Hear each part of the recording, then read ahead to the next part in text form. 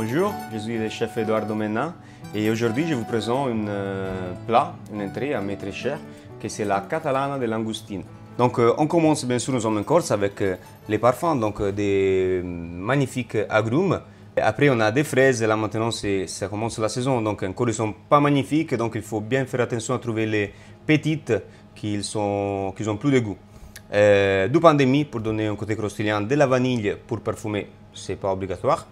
Des langoustines, voilà, là c'est le centre de l'assiette, donc des langoustines sont des langoustines magnifiques pêchées ici à Bonifacio, des œufs de truite et de la tomate. On commence avec les fraises qu'on va les couper en très fines tranches comme ça et on les mettra un petit peu à mariner avec de l'huile d'olive et du basilic et juste un petit touche de sel.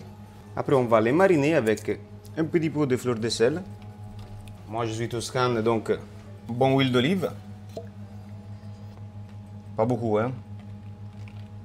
Pour donner encore plus de parfum, on utilise du basilic. Ça c'est du basilic, en italien on l'appelle basilic greco. Ça en France je sais qu'on l'appelle basilic marseillais. Donc on fait comme ça pour faire sortir tous les parfums. On laisse mariner pour une vingtaine de minutes. Un petit morceau de papier film pour garder bien la couleur. Deuxième partie de l'assiette, c'est une tomate. À la maison, on peut utiliser déjà des tomates séchées, mais bon, moi je vais faire mes tomates confites. Donc, je prends des tomates, je les coupe juste comme ça. Je vais prendre vraiment que la chair et j'enlève tous les grains dedans. On va les poser dans une petite plaquette. Encore une petite touche d'huile d'olive, fleur de sel, basilic, comme ça. Et pour les parfums, là, on va ajouter déjà un petit morceau de vanille. On va comme ça, on va la couper en deux et on va la poser comme ça. Et la tomate, on va la laisser sécher pour bon, une petite 1h30, on peut dire, à 100 degrés dans le four. Le résultat sera celui-là. Encore la prochaine étape, c'est de faire mariner notre œuf de truite. Donc voilà, on ajoute encore de l'huile d'olive, un petit peu, mais vraiment juste un petit peu de fleur de sel, zeste de citron,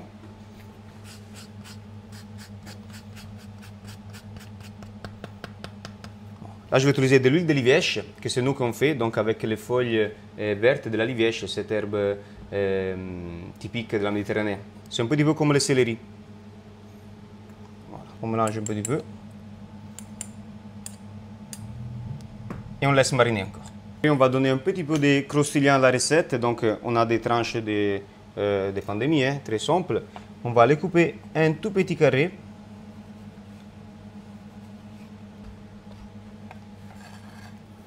On l'assaisonne encore avec un petit touche d'huile d'olive, pas beaucoup. Un petit peu de fleur de sel encore. À la maison, on peut les mettre dans le four sans souci. Les langoustines, s'il n'y a pas de langoustines au marché, on peut utiliser des gambas, des crevettes. On va enlever bien sûr les corail, que pour le moment on ne le veut pas.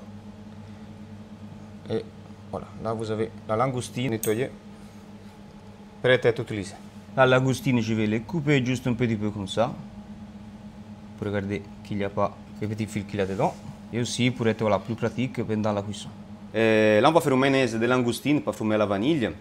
Donc avec toutes les parures qu'on a fait, toutes les carapaces de la langoustine, on a laissé cuire dans de l'eau et on a sorti un eau de langoustine. Avec ça, que c'est plein de goût, on va la monter à l'huile de tournesol, une huile neutre, et pour créer une mayonnaise. Là, à la base, j'avais déjà mis un petit peu de mayonnaise déjà prête, parce que c'est important d'avoir déjà une base stabilisée pour toute l'émulsion. À la maison, on peut utiliser une mayonnaise classique sans souci, à l'aide du mini pile.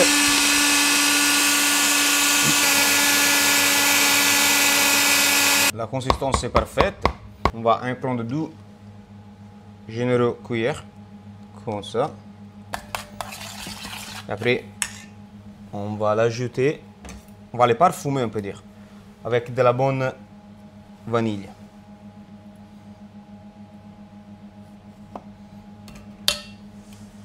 Après, comme je disais, à la maison, on peut le faire avec une mayonnaise classique. On parfumé, pourquoi pas, avec la vanille aussi, hein, mais bon, pas forcément une émulsion de langoustine. Voilà, notre crostini sont prêts. Voilà, ils sont bien colorés, bien croustillants. On va créer un appareil à tempura, hein, très simple, avec de la farine, comme ça, de l'eau pétillant. L'eau, une petite astuce aussi, c'est que l'eau doit être très très froide. Même avec des glaçons dedans, ça serait pas mal. On va mélanger comme ça avec la cuillère, pas avec la fouette. C'est pas important qu'il soit trop lisse.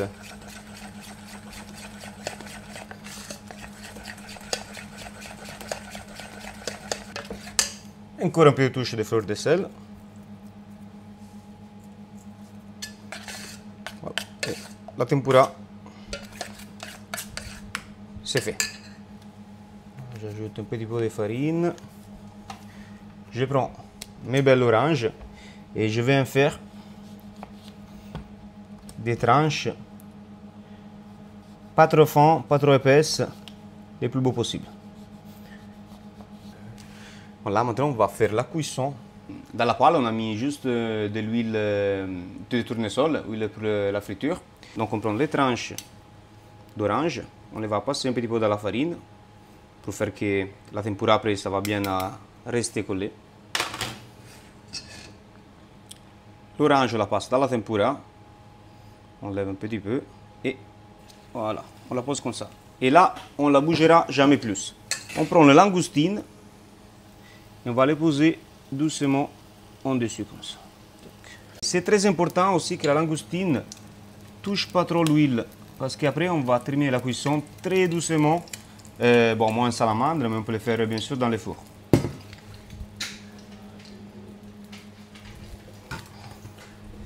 Donc voilà, une fois qu'il est bien croustillant, on enlève, on la pose sur une petite grille.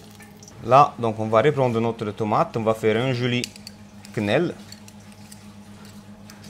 Et on va créer comme des écailles sous la quenelle de tomate.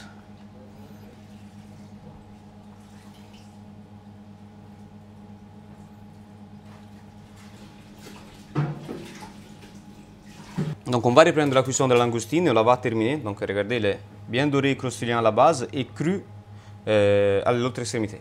Donc on va la terminer en salamandre.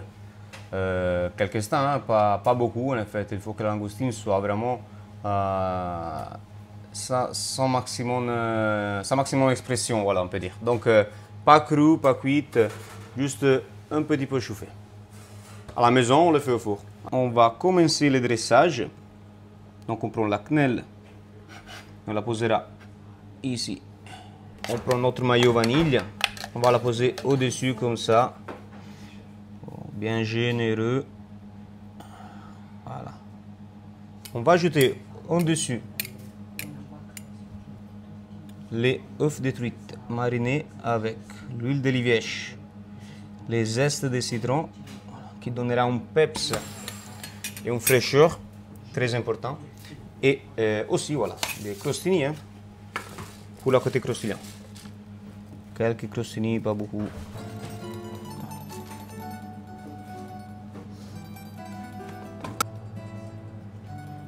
Voilà, on la posera juste à côté.